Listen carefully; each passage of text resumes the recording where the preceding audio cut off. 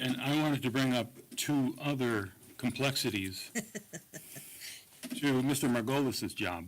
The big one, of course, is what some refer to as the church, and which I just call out, Scientology. And then the other complexity is you have a council member who continues to call out Scientology. And I know that doesn't make your job easier. Probably doesn't make anybody's job easier. But I think it's important to point out the way the organization works. Nothing against the people or the beliefs. It's just that the organization is not the good neighbor that they pretend to be. They're holding our downtown hostage, and we have to face that. We have to do something about that. I would love them to be good neighbors. I would love them to to be an entity that we can get along with. I think they need to, or David Miscavige needs to make some changes in order for that to happen.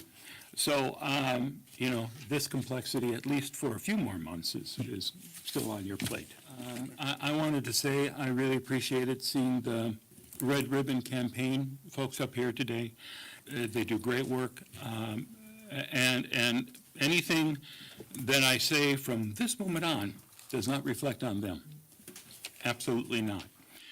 The Red Ribbon Campaign is something that Scientology exploits across the country to get the word out that L. Ron Hubbard, the great humanitarian, has an anti-drug program. That's not the folks who are here today. I'm not talking about them.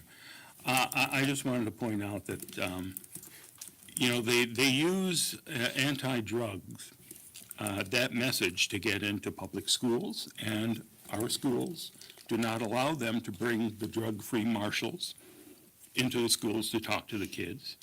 The idea being, well, let's say don't do drugs, and let's tell you all about this great humanitarian L. Ron Hubbard.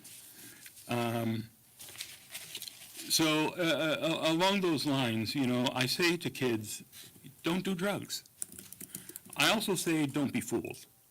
And that goes to the rest of us as well, because L. Ron Hubbard's views on drugs really aim at psychotropic drugs, because the pharmaceutical companies were L. Ron Hubbard's big bad, the thing that's behind all the